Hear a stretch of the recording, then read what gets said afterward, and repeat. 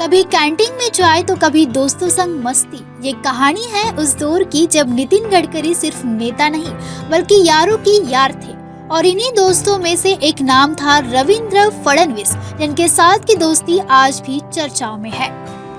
हर बड़े नेता की एक कहानी होती है, लेकिन नितिन गडकरी की कहानी में दोस्तों का चैप्टर सबसे खास है।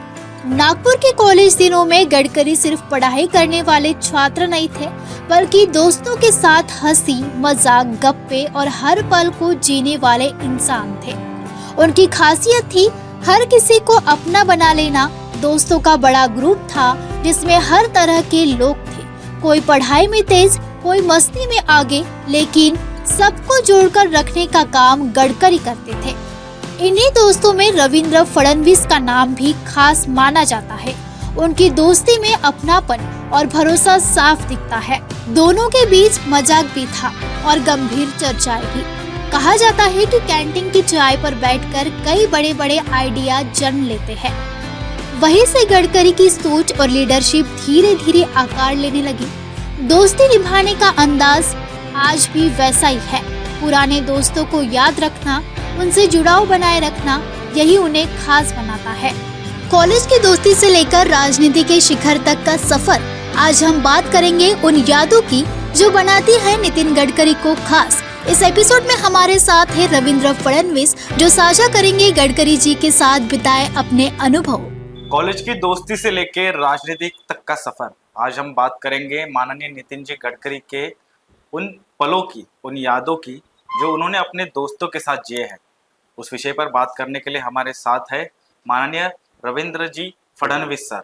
महाराष्ट्र राज्य शिक्षण संस्था महामंडल के वो जनरल सेक्रेटरी भी रह चुके हैं और प्रमुखता से बेबाक तरीके से स्कूलों के और विद्यार्थियों के जो भी सवाल रहते हैं वो जनता के सामने लाते रहते हैं। नमस्कार सर, लोकतंत्र मिरर में आपका स्वागत है सर। धन्यवाद। सबसे पहले मेरा सवाल ये है सर, आपने उनके साथ 8वीं से लेके 12वीं कक्षा तक की पढ़ाई की है सर, कैसा अनुभव रहा सर? हमने 8वीं से लेके 11वीं तक एक ही साथ एक ही स्कूल में पढ़ाई की है। सेक्शन अलग अलग थे हमारे, लेकिन दोस्ताना वैसा ही था। 8वीं से लेकर रोज शाम को स्कूल खत्म होने के बाद हम लोग सब ग्राउंड पे खेलने के लिए आते थे। नितिन जी ज़्यादातर क्रिकेट खेलते थे और हम लोग खो खो वाले थे। लेकिन शाम होने के बाद, घर जाने के बाद फिर से शाम को सब जन एक साथ ग्राउंड पे आते थे और वहां से लेके कॉलेज तक की दोस्ती हमारी और आज तक की दोस्ती वैसी ही अबाधित है। ना नितिन जी में कोई फर्क आया है, ना हम लोगों में कोई फर्क आया है। आज स्कूल छोड़ने के बाद रफली 50 साल हुए हैं, 73 से अभी तक। लेकिन नितिन जी की खासियत है कि उन्होंने अपने पुराने दोस्तों को एक साथ बांध के रखा हुआ है। उसमें से मैं भी एक दोस्त हूँ। मैं और नितिन जी स्कूल के ज़माने में इलोक्यूशन कंपटीशन, डिबेट कंपटीशन में स्कूल की टीम को लीड करते थे और उसी से, और स्कूल के जो हमारे टीचर थे, उन टीचर ने जो हम लोगों पे संस्कार किए, उसी संस्कार का आज ये जो फल है हम आप सब लोगों को दिख रहा है। सर मेरा दूसरा सवाल है सर आपसे कि उनका बाकी दोस्तों के साथ कैसा रिश्ता था? आपके साथ तो काफी अच्छा अनुभव रहा है, अच्छा रिश्ता रहा है। उसका हर दोस्त के साथ वैसा ही सलूक है। आज भी वो कोई भी दोस्त आए, स्कूल का रहे या कॉलेज का रहे, उसी को उसी इज्जत से, उसी प्यार से उन लोगों से पेश आते हैं और उन्हें वहां पे हो जाओ करके बात की तो उनको बिल्कुल पसंद नहीं। वो दोस्तों को बोलते हैं कि आप मेरे को साहब करके मेरे से साहब करके बात नहीं करना है। आज भी हम उनके सामने जाते हैं तो हम नितिन जी नहीं कहते, क्योंकि उनको वो पसंद नहीं है। दोस्तों ने उनको नितिन जी कहा। आज भी जो हमारा चलता है वो नितिन, रवि, इसी शब्द में, इसी भाषा में हमारी एक दूसरे से बात होती है, फिर चाहे वो कौन सा भी दोस्त रहे। और नितिन जी की एक खासियत ऐसी है कि अभी मैं तो करीबन 70 साल का हुआ हूँ, वो 70 साल के होने वाले हैं, लेकिन आज भी उनकी याददाश्त इतनी पक्की है कि सामने वाला आने के बाद, बहुत सालों के बाद भी उनके सामने आके खड़ा रहे तो भी वो उसको नाम से पहचानते हैं। सर आपने उनके साथ कॉलेज में भी पढ़ाई किया है जैसे कि आपने बताया, और उसके बाद में भी आप अभी तक गडकरी जी के साथ काम करते आ रहे हैं, दशकों का आपका अनुभव है सर। तो उनके काम के प्रति उनकी जो निष्ठा है उसे किस तरह बयां करेंगे सर? कॉलेज में हम लोग एक साथ नहीं थे। मैं इंस्टीट्यूट ऑफ साइंस का स्टूडेंट था। नितिन जी जीएस कॉमर्स पर एक साल मोहता में उन्होंने साइंस का ट्राई किया, उसके बाद वो कॉमर्स को गए, फिर लॉ कॉलेज गए।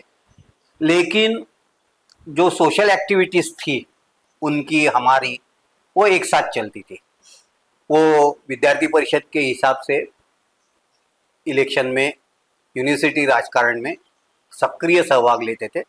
हम लोगों ने एक साल सिर्फ यूनिवर्सिटी के राजकारण में सक्रिय सहभाग लिया, लेकिन हमारी आइडियोलॉजी जो थी वह आज भी उसी भी जमाने में एक साथ नहीं थी। एक दूसरे के खिलाफ ही हम लोग एक साथ लड़े हुए हैं, लेकिन दोस्ताना वैसा ही कायम है।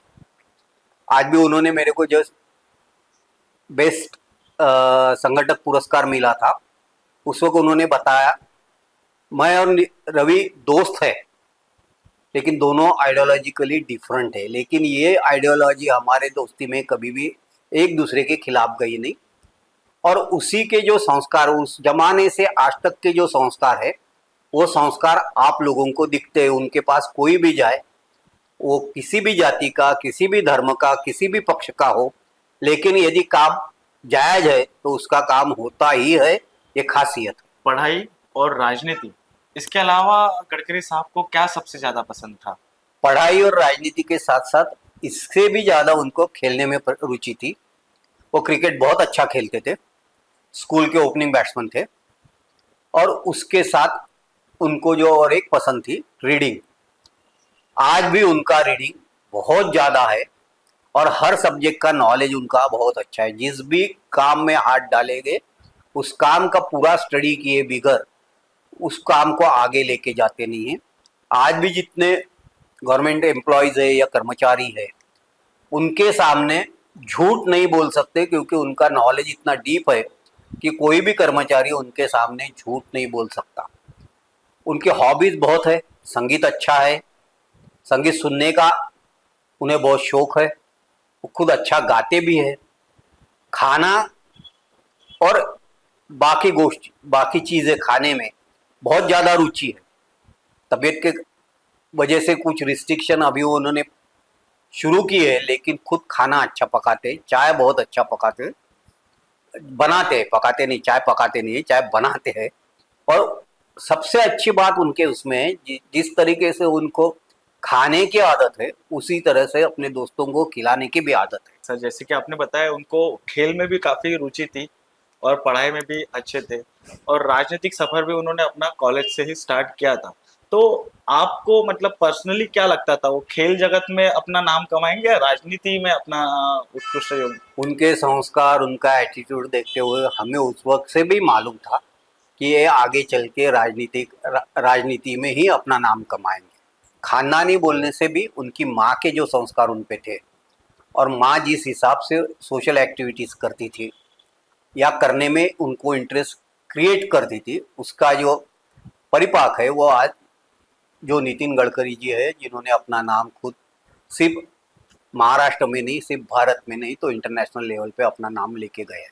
कॉलेज का जो राजनीति का सफर है, वो सफर ने ही उनको अभी तक का जो राजनीति सफर है कॉलेज से लेकर अभी तक का, वो आकार दिया है कॉलेज से, ऐसा आपको लगता है? कॉलेज की राजनीति से बोलने से उनपे जो संस्कार थे विद्यार्थी परिषद के और बाकी संघ विचारों के जो संस्कार थे, वो संस्कारों का परिपाक है कि वो राजनीति में आज भी अपनी जगह पे कायम है। पहले के गडकरी और अभी के गडकरी, आपके विचार क्या है सर? पहले का गडकरी और आज का गडकरी, इसमें कोई फर्क नहीं। हमारे लिए वो नितिन था, नितिन रहेगा और नितिन ही रहेगा। कुछ ऐसी बातें होंगी सर जो मतलब सिर्फ आपको पता होंगी, बचपन की बातें, और सिर्फ गडकरी साहब को पता होंगी, कुछ इंटरेस्टिंग, कुछ फनी? ऐसी कोई फनी मोड सर कुछ ही नहीं है। हम लोगों के इसमें हमने जितना भी एक साथ जिया है, वो हम गुड फेथ में और फनी मूड में ही जीते हैं। बहुत सारी बातें सीरियसली करते हैं, ऐसी बात नहीं है, लेकिन जो सीरियस टॉपिक्स है उसी पे है। और जब वक्त बहुत ज़्यादा सीरियस हो जाते हैं और या परेशान हो जाते हैं, उस वक्त उनकी खासियत है वो अपने दोस्तों को बुलाते, दोस्तों के साथ रहते हैं, दोस्तों के साथ हंसते हैं और अपने आप को रिलैक्स करते हैं। कि जिसमें बचपन में क्या हुआ था क्या नहीं हुआ था, ऐसे इंसिडेंट बहुत है, लेकिन वो कहना बड़ी मुश्किल की बात है। एखादा ऐसा इंसिडेंस जो मतलब कॉफी पीने जाना या फिर नाश्ता करने जाना, नाश्ता करने जाना ये तो रेगुलर बात थी। नागपुर में ऐसा कोई आपका फेवरेट गडकरी साहब का, और आप सभी वहाँ पे नाश्ता करने जाते हैं, चाय पीने नहीं, जाते हैं, एक जगह कहीं नहीं जाते थे। गडकरी साहब खवैये इतने अच्छे हैं कि उनको नागपुर के हर रेस्टोरेंट की और हर जगह की मालूमात थी।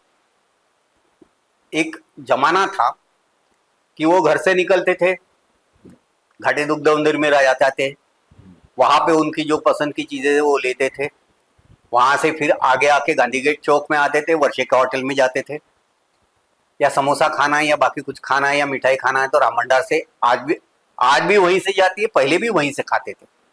ये जो उनके स्पॉट थे पक्के थे। एक किस्सा है उनका कि जब वो मिनिस्टर हुए थे तो अमरावती से नागपुर आ रहे थे। कोंढाई में हमारे एक सीनियर थे, बैंक के चेयरमैन थे, वो भी वहीं से जाते थे और कोंढाई में वो चाय के लिए रुके थे।